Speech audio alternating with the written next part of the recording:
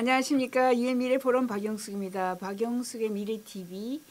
오늘은 공기 중에서 물을 수확하는 기술, 이게 아마 대세가 될 거예요. 지금은 사람들이 잘 인식을 못하지만 이게 원시 시대부터 물을 공기 중에서 수확해서 사람들이 마셨어요.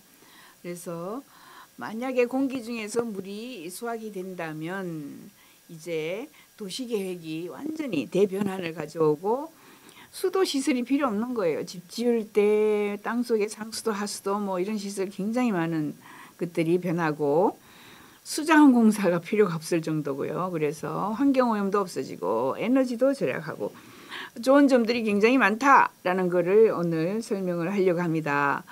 여러분들이 겨울에 얼어 터져가지고 그죠, 수도관이 터져가지고 도로가 물바다가 되고 뭐 이런 경우 굉장히 많이 보셨을 거예요. 이제 만약에 공기 중에 물을 수확 또는 추출이라 그래요. 물을 추출할 수 있으면은 이런 시설이 필요 없어요. 이렇게 지하, 우리 모든 도시에 땅속의 지하에 상하수도관이 이렇게 다 있죠. 이것도 필요 없어요. 그래서 상하수도관 시설 할 때에 그 많은 인프라, SOC 뭐 이렇게 얘기하죠. 이런 것들이 필요가 없어진다 이런 거예요. 그렇게 되면은 수많은 일자리가 변합니다. 이 상하수도 관련돼서 일하고 있는 사람들이 굉장히 많잖아요. 그죠? 수백만 명이 있는데 그런 일자리가 없어지고 새롭게 일이 창출되는 거죠. 지금은 상하수도 대부분 남자들이 여기에 건장한 남자들이, 힘이 센 남자들이 많은 역할을 하고 있는데 이제 물이 공기 중에서 수확이 된다면 그럴 필요도 없어지는 이런 상황이 올 수가 있어요. 굉장히 사회의 구조 변화가 일어난다 이런 거죠. 상하수도관이 그죠? 몇십 년이 지나면 이렇게 녹이 슬어가지고 우리가 녹물을 먹어요. 녹물, 여기도 그렇고 녹물 이런 것도 없어지죠. 공기 중에서 받는 물이 제일 깨끗해요. 왜냐하면 비가 오면은 비가 땅에 우선 그죠, 내려와서 땅에 있는 모든 오염 물질을 끌고 내려가야 어디까지, 저수지 또는 호수에 내려가서 거기서 또 온갖 뭐 다양한 그죠, 이런 오염 물질하고 섞여가지고 팍팍 섞여요. 그래서 그 물을 또 수도관을 통해 가지고 끌고 와서 그죠, 그것을 또 우리가 뭐 클로로칼키 뭐 이런 거 가지고 정제를 합니다. 이 수많은 이 시설 이런 것들이 필요가 없어진다 하면은 굉장히 큰 산업이 없어지는 거죠. 그죠? 이렇게 철강을 가지고 철을 가지고 쇠를 가지고 우리 전 대한민국 지하에 다 깔아놨잖아요. 엄청나게 빡빡하게 깔아놓은 이런 것들이 또 없어질 수가 있죠. 그래서 여러분이 상상을 할 수 없는 도시 개발의 변화가 온다. 그죠? 물을 이렇게 받아가지고 여기에서 물을 또 정화하는 거, 그런 시스템. 이게 전부 다 정화 시스템들이 굉장히 많습니다.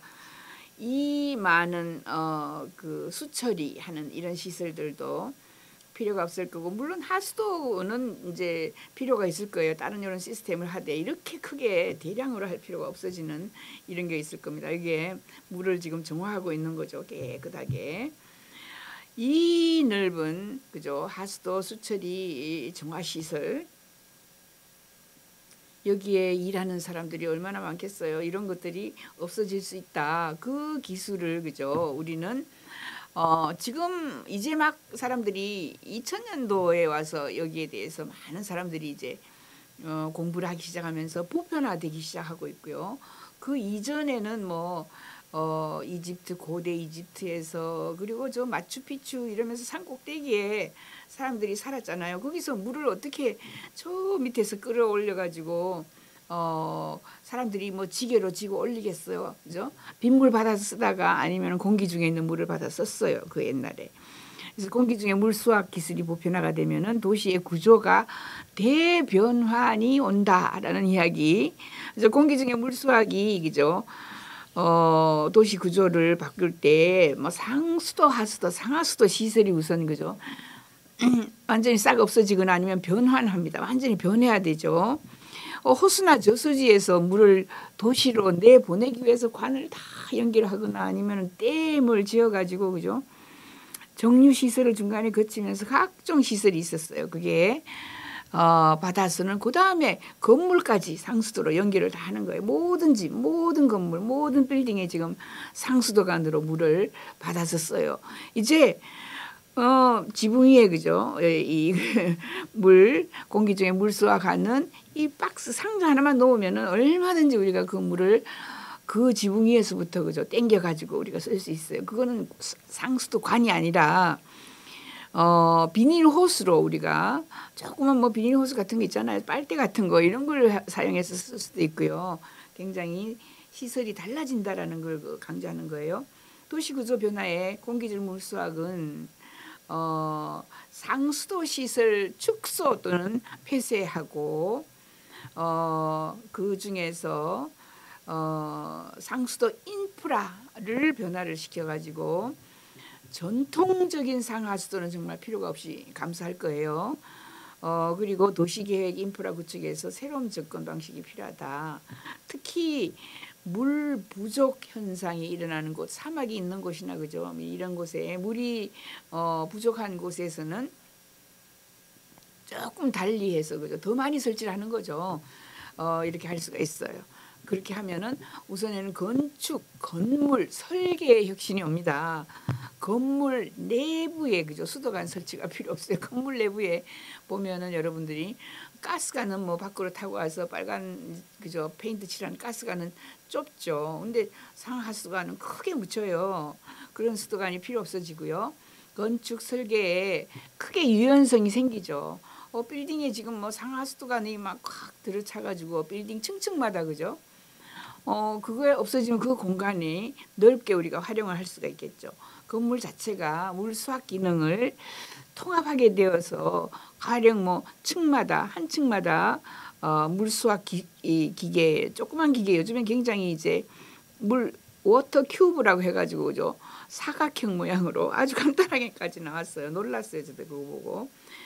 그거를 방마다 그죠 아들 방 하나 딸 방 하나 뭐 이렇게 놔두고 거기서 스스로 물을 공기 중에 물을 수확해서 그 물을 또 그게 필터가 들어있어 가지고 물을 깨끗하게 그쪽에서 정화를 해요. 그러면은 수백만 톤의 클로로칼키를 물에다가 막 쳐부어 가지고 그거를 막 돌려서 정화해서 이렇게 할 필요가 없는 거죠.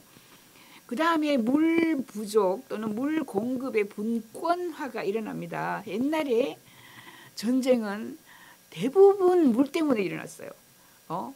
저 위에 강을 따라가면서 전쟁이 일어나는데 맨 위에 있는 국가는 국방력이 세지 않았어요.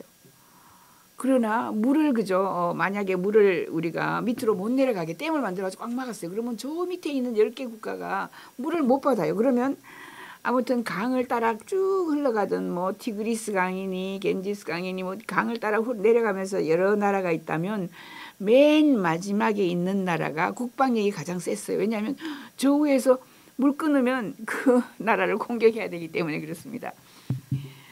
밥은 안 먹어도 한 달은 살 수 있어요. 그러나 물은 그죠 며칠만 하루만 못 마셔도 사람이 죽을 수가 있어요. 그래서 물 공급의 분권화가 일어나기 때문에 지붕에 그죠 이 기계 한 개 갖다 놓으면은 옆집에는 물이 공급이 안 되더라도 내 집에는 공급이 되는 거예요. 이렇게 분권화가 될 수 있어요. 세계 도시 물 공급이 이제 정부나 민간이 지금까지는 다 공급을 했는데 각자 도생으로 각자 자기가 물을 생산하면서 수도 요금 안 내도 돼요. 자, 공장 같은 데 수도 요금 굉장히 많이 내는 데가 있습니다. 가령 뭐 만약에 옷감에 물을 들이는 이런 그 회사라면은 그죠? 수도 요금에다가 뭐 굉장히 하죠. 그런 것이 이제 스스로 물을 생산하면은 필요가 없어질 수가 있다. 그래서 물 공급은 개인이나 기업이 또 요 물을 생산해서 깨끗한 정수를 또 돌려줄 수가 있어요. 물은 공기 중에 있는 물이 가장 깨끗하다. 그 물이 땅으로 흘러 오염물을 그죠 가지고 다 끌어가지고 수도 저수지로 갔을 때 가장 더럽다라는 걸 말씀드리고, 도시 공간이 그죠, 이렇게 해서 많이 변하면서 효율적으로 공간이 남기 때문에 그 공간에서 방을 하나 더 만들 수도 있고, 그죠, 다른 놀이터를 만들 수 있고, 그 공간을 활용할 수가 있습니다. 사회적인 변화, 물 수학 보편화로 사회적인 변화가 일어납니다. 그러니까 물을 가지고 있던 나라는 옛날에는 그죠, 굉장히 부자 또는 뭐 이제 떵떵거리면서 살았어요. 저 밑에 강 밑에 있는 국가들은 가난하지만 국방력만 셌죠. 가난해요. 물이 잘 안 나오니까. 이제 각자 자기가 공기 중에 있는 물을 수확하면은 그런 나라의 불균형, 불평등이 없어지는 거죠. 물 부족 문제 전 세계가 심각합니다. 앞으로 더 심각해질 거고요. 그래서 공기 중에 물 수확은 이런 물 부족 문제를 해결한다. 그 다음에 사회적인 경제적인 물 접근성이 개선이 되면 물 부족으로 인하는 그죠, 경제적인 문제가 완화가 되고요. 건조한 지역에서 또 이제 부국으로 발전할 수 있는 거죠. 환경 문제가 개선이 됩니다. 상수도 시설은 오염, 수질 오염이 되겠죠. 굉장히 위험한 거예요. 상수도, 상하수도 시설이 그런 전쟁 때 상수도 저 꼭대기 올라가서 아니면 물탱크에다가 독약을 탁 빠뜨려 가지고 그 도시 전체를 오염시키거나 뭐 죽일 수도 있어요. 이런 게 이제 필요가 없는 거죠. 각자 자기가 물을 생산하면. 공기중 물수학 기술은 이러한 수질 오염을 줄이는 데 기여를 하고요. 자연 수원에 대한 의존도도 줄이고, 그러니까 뭐 저 위에서 가축 같은 걸 키울 수가 없어요. 왜냐하면 수자원 보호구역이기 때문에 그렇습니다. 이런 수자원 보호구역이라는 게 없어져요. 이제 각자 공기 중에서 물을 수확하기 때문에 물 부족 문제를 완화하는데 정말 많은 도움이 되고 긍정적인 사회 변화가 일어난다. 에너지가 절약이 되죠. 굉장히 많은 에너지가 절약이 됩니다. 에너지 물에 그죠, 저기 저 위에 있는 뭐 춘천댐 무슨 댐에서부터 물을 끌고 와서 또 정화하고 또 정화하고 이렇게 하는데 끌고 올 때부터 에너지가 들어가는 거예요. 그래서 물을 장거리 운송하는데 상수도 하수도로 물을 그냥 배달하는데도 돈이 많이 들고 에너지가 많이 들어요. 그래서 이 공기 중에 물 수확이 우선은 효율성 높이고 비용도 낮추고 뭐 안전성도 있고 그죠. 물 때문에 옆집하고 갈등을 일으킬 필요가 없어요. 내가 그 큐브 한 개 기계만 갖다 놓으면 항상 물이 수확이 되기 때문에 그렇습니다. 이렇게 해서 사회적인 근본적인 구조가 변한다. 그러면은 역사는 어떤가? 물 수확의 역사는 잉카 제국부터 시작이 됐다고 합니다. 그래서 자연적으로 응축수 또는 이슬 이런 걸 받아가지고 채집을 해서 수집을 해가지고 응축수를 사용을 했어요. 그래서 고대의 자연 관계, 비가 와야 그죠, 논밭이 타들어가지 않고 곡식들이 자랐기 때문에 하여튼 자연 관계에도 이런 이슬이라든가 응축수를 사용했다고 합니다. 사막이나 사막 같은데 뭐 이런 안개 수집하는 거 이런 거는 잉카 제국으로 그 역사가 올라간다, 그죠? 잉카부터 했습니다. 우크라이나의 뭐 골동품 석조물이라든가 이런 데 보면은 나무 아래에 양동이를 놔가지고 그죠, 이슬을 모으는 이런 시설들이 골동품으로 남아 있어요. 그래서 옛날에 중세에 그죠, 이슬 연못이 있었답니다. 이슬을 어떻게 모아가지고 물로 만들어서 사람들이 썼는가, 화산석이라고 해가지고 또 물을 그죠 저장하는 이런 것도 있었고, 그래서 그 옛날에 잉카 제국부터 우리가 썼다라는 거를 우리가 골동품 석조물로부터 알 수 있어요. 최초의 안개 수집, 이제 포그, FOG 그죠, 포그를 전부 다 모아가지고 안개 수집은 남아공화국에서 1969년에 있었고 뭐 이렇게 해서 물을 많이 생산을 했고요. 1987년에는 칠레에서 또 캐나다에서 뭐 또 이태리에서 뭐 등등 이렇게 물을 생산하기 시작했고, 근데 안개를 수집하는 기계, 수집기 이런 게 있어요. 포그 콜렉터라고 해가지고 포그를 안개를 콜렉트 해가지고 수집해가지고 하는 것이 주로 망으로 그죠, 거물망, 프레임, 메시, 물통 이런 것이 이제 필요합니다. 그래서 요즘에는 스테인리스 스틸을 사용해서 그 녹이 슬거나 그렇지 않게 깨끗하게 하거나 대나무를 사용해서 그죠? 물을 그냥 나무를 쓰면은 나무에 다 흡수돼 가지고 들어가 버려요. 그래서 대나무는 좀 그 물이 거기에 흡수되지 않고 쪼르륵 타고 내려오는 거예요. 그래서 뭐 다양한 게 이제 그림으로 제가 다 보여드릴 테니까 응축시키는 방법, 메시 구조 같은 거는 이제 천을 사용하는데 그 천이 또 우리가 옷 입는 이런 천이 아니고 비닐로 되어 있어 가지고 그죠? 물이 흡수되어서 물이 사라지지 않게 하는 거예요. 필라멘트 이런 걸로 해가지고 코팅이 되어가지고 물을 끌어당기거나 결로를 증가시킬 수 있게 해주는 이런 기술들이 좀 필요를 했어요. 그래서 공기 중에 수분의 10% 정도만 수확을 해도 엄청난 양이 된다는 거죠. 이런 겁니다. 예를 들어서 이게 이제 천인데 이 천이 3배 뭐 3배 못이 이런 커튼 이런 것이 아니고 물이 흡수되지 않고 그죠? 쪼르륵 타고 밑에까지 끝까지 내려올 수 있게 만들어 놓은 거예요. 예, 이런 식으로 그 옛날에도 이런 천이 이렇게 크거나 뭐 이런 시설을 한 건 아니지만 적게 해서 그죠? 이슬 그리고 안개를 수집했다 이런 겁니다. 예, 안개 울타리라고 하고요. 안개 펜스라 그래요. 그리고 안개 수집기, 안개 거물 이렇게 메시라 그래요. 그죠? 뭐 이렇게 거물로 쳐져 있는 메시 거물을 사용했습니다. 그래서 대기 중에 수증기가 차가운 표면에서 응결되고 그것을 이슬이라고 하고요. 그래서 물방울이 이슬이 모여서 물방울이 됩니다.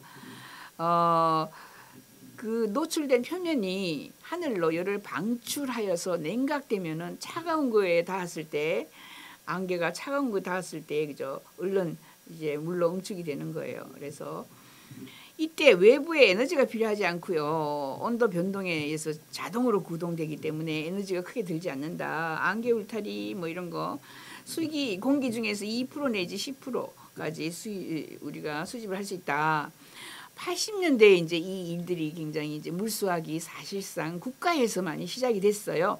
1980년대에 이제 캐나다 기상청에서 퀘벡주 같은 데에서 이렇게 시작을 했고요. 2000년대에는 칠레 국유림청해서 나무를 심어놓고 물을 줄 길이 없는 거예요. 산 꼭대기니까. 그래서 이런 공기 중에 물을 수확해서 나무에 물을 공급을 한다든가. 그래서 남미의 많은 운무림 그죠? 운무림 같은 자급자족해서 물을 제공을 해서 나무가 살게 했단 말이죠. 그게 이제 지금 가장 우리가 흔하게 아는 거는 포그 퀘스트라고. 포그는 안개고 퀘스트는 우리가 막 요구한다는 거예요. 퀘스트. 그죠? 열망 해서 2015년에 3월 모로코에서 NGO를 하나 만들어 가지고 농촌 지역에 이제 물이 부족한 곳에 포그 캐스트를 설치를 한 거죠. 이제 펜스를 설치해 가지고 깔아 가지고 이런 포그 수집 효율은 약 500% 옛날에 그 옛날보다 500% 향상을 시켰습니다. 물이 더 많이 수집이 되도록 하는 거예요. 그래서 현재는 세계 25개국에서 사용하고 있다. 하나 둘 아니고 25개 나라에서 지금 이 안개로 포그 캐스트 이거는 이제 NGO 같은 건데 여기에서 기술을 개발해 가지고 한 거예요. 이 포그 캐스트는요 이렇게 생겼습니다. 포그 캐스트는 처음에는 MIT에서 개발이 됐어요. MIT에서 개발이 되어 가지고 MIT 아이들이 아프리카에 가가지고 이거를 설치를 해주고 기술된 개발을 국가에다가 이제 연결을 해서 NGO가 가난한 사람들을 안개에 수확할 수 있게 도와주는 거예요. 이런 식으로 만들었습니다. 그리고 여기 보면은 이게 이제 전부 물이 무료죠. 가난한 지역에 아프리카 같은 데에 많은 생산을 해서 프리 워터 공짜다 그죠? 이렇게 크게 이쪽 끝에서 저쪽 끝까지 굉장히 크게 포그캐스트를 설치를 해놓기도 하고 뭐 좁혀하게 그죠? 요렇게 설치도 하기도 하고 각 지역에 특히 어디에 포그가 많은데 안개가 많은 데죠 그죠? 안개는 주로 어디 바닷가에서 육지하고 그 사이에 그죠 바람이 불면서 안개가 많이 나오죠. 아니면 바닷가가 아니면 호수 부근이라든가 물 근방에 많아요. 이렇게 지금 설치를 했는데 사실 가까이 보면 이렇습니다. 가까이서 보면 이런 식으로 플라스틱 같은 거죠. 플라스틱 같은 데에서 물을 안개가 닿자마자 그죠 열기를 뺏어가면서 차갑게 물로 이슬로 내려가는 거예요.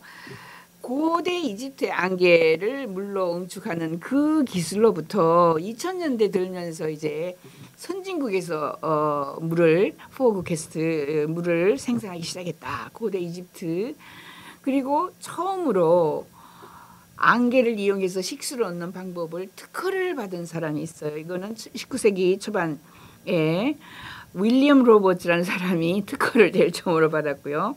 그다음에 1950년대 미국의 과학자 엘리엇 스토트는 안개를 수집하는 정말 이제 또 새로운 방법. 이제 이 사람 이후에 굉장히 많은 회사들이 달려들어 가지고 물을 더 효율적으로 더 많이 더 빨리 생산하는 이런 기술들을 자꾸 개발하기 시작한 거예요. 그죠?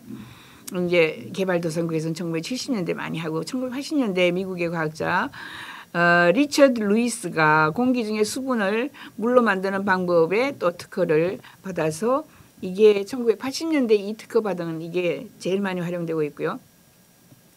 2000년대 들면서 이제 미국이랑 유럽이랑 일본 뭐 등등 모든 나라가 이제 물이 잘 되고 있는 하수도 시스템이 잘 돼 있는 나라도 이것을 이용하기 시작했다 이런 거예요. MIT 기술 포그캐스트 아까 이야기했고요. MIT에서 포그캐스트를 2008년에 설립해가지고 저희 UN 미래 포럼에서도 신기술에다가 상을 줘요. 시상을 주는데 이때 2008년도에 MIT 포그캐스트를 개발한 아주 젊은 아이가 6명인데 에게 우리가 시상을 해주고 상을 줬어요. 그래서 아무튼 포그캐스트가 제일 유명하다, 그죠? 그리고 이 회사를 만드는데 포그캐스트 워터 하비스트는 하비스트가 우리가 수확하다죠. 수확하는 회사를 만들어서 또 개발도상국에 보급해서 많이 퍼뜨려졌습니다. 안개 수집의 기술은 두 가지가 있어요. 전기를 사용하는 것, 전기 사용하지 않는 것 두 가지가 있어요. 전기를 이용하지 않고도 할 수 있는 게 많이 있고요. 또 안개 일단은 우리가 필터하고 흡수제를 개발해서 물 수확 발전소와 정수장을 이제 개발을 하기도 했어요. 그래서 아주 효율성 있게 저렴함 뭐 물을 우리가 지금 현재 상수도 하수도로 수자원 개발을 해서 받는 것보다 훨씬 더 쌉니다. 우선 이게 기술이 점점 더 발전하면 더 싸지겠죠. 지금 이 그림을 보면은 그죠?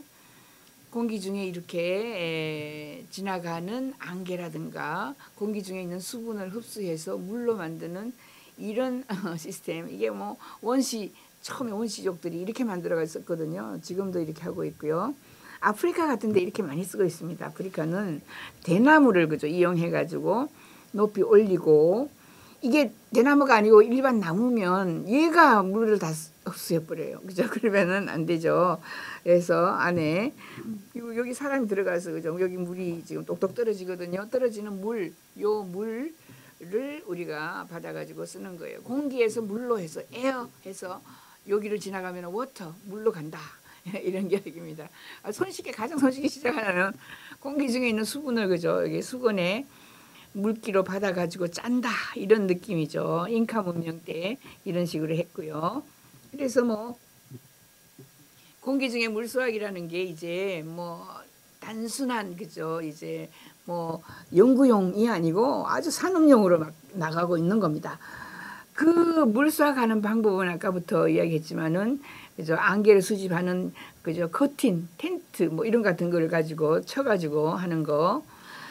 겔이 있어요. 이게 그다음에 업소번트 겔이라고 해서 이 처음에 이 겔은 그죠? 하얀 이런 겔 그냥 가루인데 그죠? 가루에 만약에 수분이 들어가면은 물이 축축하게 오른쪽으로 보면 물이 축축하게 이때 여기서 물을 수확을 하는 거예요. 예, 두 번째는 광촉매 물 수확하는 기술이 신기술이 나왔습니다. 광이니까 이제 햇빛을 보고 우리가 물을 빨리 햇빛에 닿으면은 광촉매제를 통과했을 때 물이 굉장히 많이 수확이 된다. 두 번째 기술. 또 나노 기술도 있고요. 뭐 기술이 많아요. 이제 한두 개 있는 게 아니에요. 그래서 보면은 하이드로겔이라는 기술도 있고요. 그죠? 그다음에 뭐 스카이리버 이 회사 기술에는 메시 그물을 이용해서도 아까 안개 수확을 하고요. 그다음에 뭐 물 축출하는 가장 진보된 방법은 또 탄소 막대를 사용해서 아주 공기는 건조해요. 사막 같은 데에서도 탄소 막대를 이용해서 물을 수확할 수 있어요. 그리고 그 다음에는 이제 뭐 표면의 재료 물이 흡수돼서 그죠. 만약에 우리가 같은 섬유질로 옷을 입고 있으면 그게 물이 흡수되잖아요. 그러면 안 되거든요. 그래서 다양한 기술들을 굉장히 많이 개발했다라는 거를 좀 말씀을 드리고 그 중에서 한 회사가 클라우드 피셔라는 회사가 또 있어요. 클라우드 피셔 기술은 건조한 해안이나 산악 지역에 심각한 물 부족이 있는 커뮤니티 그런 지역의 사람들에게 도움이 많이 됩니다. 그리고 뭐 거기 보면은 이제 사람들이 여기 물 수확기잖아요. 여기에 포그캐스트 물 수확기 앞에 와서 빨래를 합니다. 그래서 물이 나오니까 물이 없는 사람들이 여기서 물을 받은 물로 빨래하고 있는 이런 모습이고요. 포그캐스트 또는 뭐 이런 곳에서 물이 이 커튼을 타고 뭐죠? 캐스트의 커튼을 타고 쭈루쭈루 이렇게 모아져서 통에 모아지고 통에 여기 또 이렇게 나사가 있어가지고 그죠? 물을 우리가 여기서 쪼르륵 빼가지고 나가는 거죠. 틀어가지고 네 이렇게 되어 있습니다. 그래서 클라우드 피셔 포 탄자니아 주로 아프리카에 많이 갑니다. 이런 기술들이 제일 먼저 실험을 하기 위해서 아프리카가 가장 물 부족 국가이니까 그죠? 이것도 클라우드 피셔 보면은 물이 어떻게 이렇게 고이는지 다 보이죠. 예, 이렇게 고여서 물이 똑똑똑 떨어지고요. 이런 식으로 뭐 커튼처럼 여러 개를 이렇게 세워 놓는 거예요. 그러니까 안개가 많은 지역이라든가 그죠? 해안가 뭐 산에 안개가 많은 곳. 여기 이렇게 보면 이제 보이죠. 요게 지금 플라스틱으로 해 가지고 물이 여기에 떨어지는 거예요. 그죠? 물이 여기에 떨어지고 이거는 뭐 철로 해서 그죠 무겁게 해서 바람에 날아가지 않게 딱 고정시키기 위해서 만든 건데 여기에 물이 고이는 게 아니고 여기 위에 물이 위에서 고이는 거예요. 아프리카에 주로 많이 설치를 하고요. 이제 좀 첨단으로 이런 식으로도 만들었어요. 첨단으로 뭐 이런 식으로 클라우드 피셔가 한 것들이 굉장히 많습니다. 아프리카 여기 사막이죠. 사막에 이거는 전기 태양광을 갖다 놓고 태양광의 에너지를 좀 사용하는 거예요. 그래서 물을 수확하고 있고 이렇게 에너지를 사용했을 때 물이 수확이 더 많다라는 게 있습니다. 네. 예, 그리고 이렇게 뭐 복잡하게 이제 선을 연결해 가지고 이런 기술 저런 기술이 굉장히 많다라는 거를 보여드리고 생산한 물을 그 자리에서 마십니다. 그 자리에서 마실 수 있는 것은 이미 필터가 있어가지고 여러 가지 먼지라든가 바이러스나 뭐 이런 것들을 걸러내요.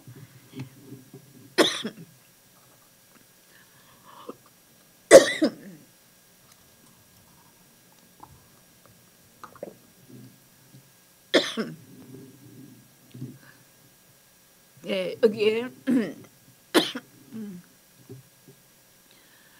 클라우드 피셔에서 굉장히 거대한 이런 물 수확 시스템도 이렇게 만들었어요. 그래서 조그맣게 한 가정이 사용하는 거에서 동네 전체가 사용할 수 있는 거대한 이런 시스템까지 다 만들 수가 있습니다. 이것도 굉장히 여러 사람들이 물을 공급을 받을 수 있게 다양하게 모습으로 이렇게 만들었어요.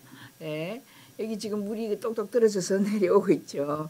예, 공기 중에 물 추출할 때 이렇게 아주 쉬운 방법에서 대량 생산할 수 있는 방법까지 간다라는 거죠. 아까 이야기했죠. 겔이 있습니다. 그래서 빨리 효과적으로 흡수를 합니다.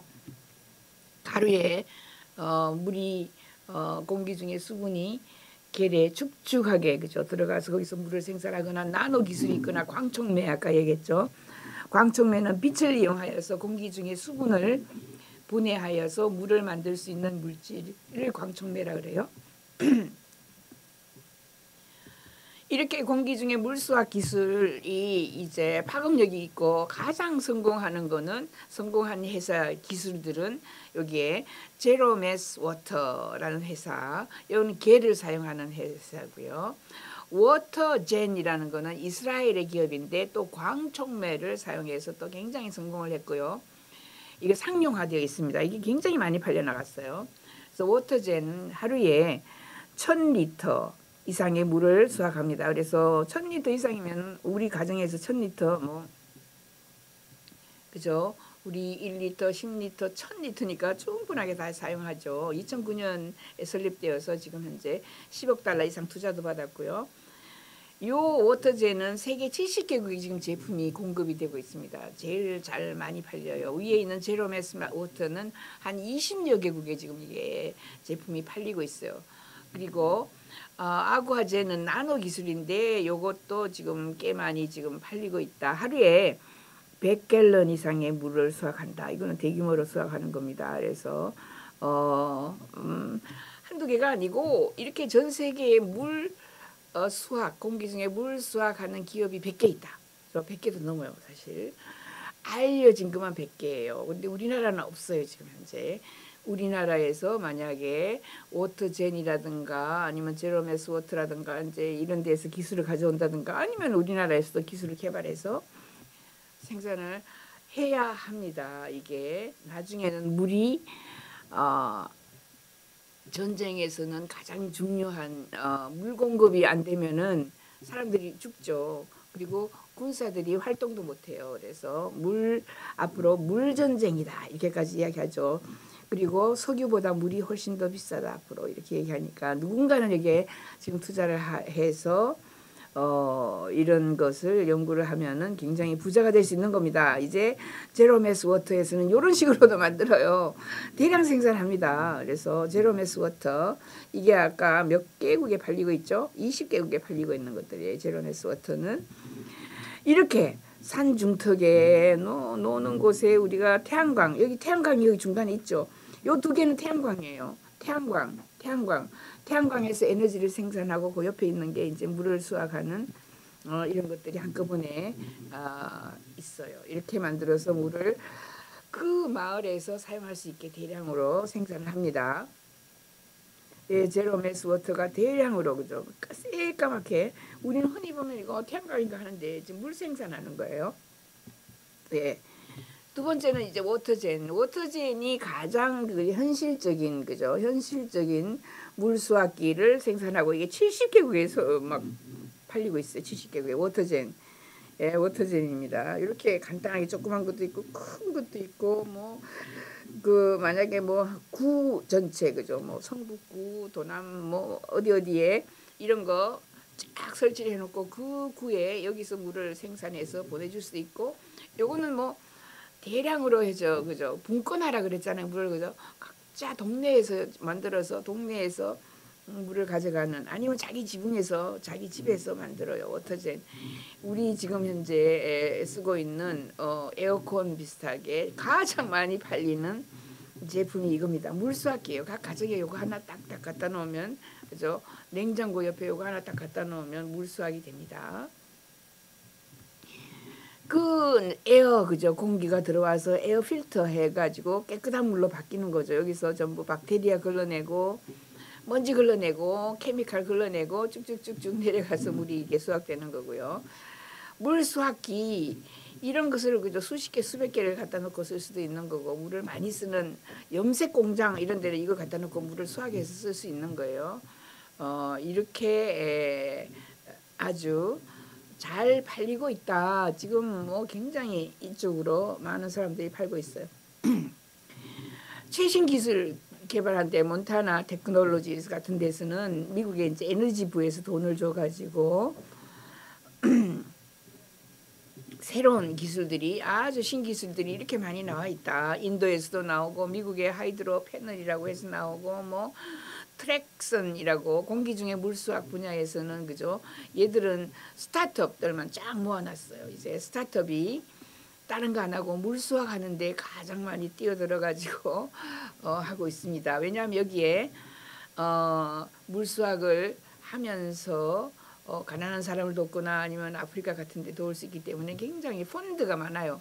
예, 그 돈을 지원을 받는 정부 지원을 받는 프로그램들이 굉장히 많이 있어요.